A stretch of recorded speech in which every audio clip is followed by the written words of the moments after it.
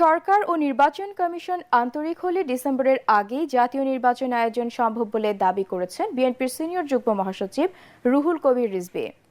রাজশাহীর ভুবন মোহন পার্কে আমরা বিএনপি পরিবার আয়োজিত অনুষ্ঠানে তিনি বলেন, জাতীয় নির্বাচন নিয়ে গড়িমসি করলে সরকারের উদ্দেশ্য নিয়ে জনমনের সন্দেহ দেখা দিবে। জুলাই গণ অভ্যুত্থান এবং বিগত 15 বছর শেখ হাসিনা বিরোধী আন্দোলনে রাজশাহী ও চাঁপাইনবাবগঞ্জ জেলার শহীদ ও আহতদের পরিবারের সাথে সাক্ষাৎ অনুষ্ঠানে রিজভী বলেন, গণপরিষদ আর স্থানীয় সরকার নির্বাচনের কথা বলে একটি মহল বিভ্রান্তি সৃষ্টি করছে।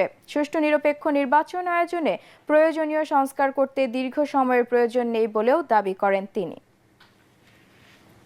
ডিসেম্বরের মধ্যে ইলেকশন করা কঠিন, তো কেন কঠিন হবে?